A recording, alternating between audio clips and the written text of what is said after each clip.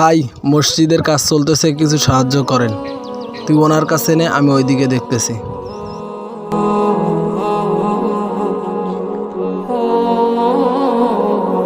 আসসালামু আলাইকুম ভাই। ওয়ালাইকুম সালাম। মসজিদের কাজ চলতেছে, কিছু সাহায্য করেন।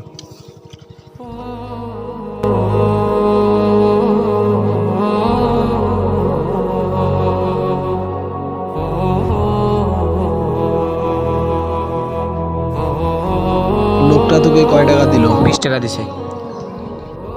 দেখলি, গরিব লোকটা 20 টাকা দিল আর ধনী লোকটা 10 টাকা দিল।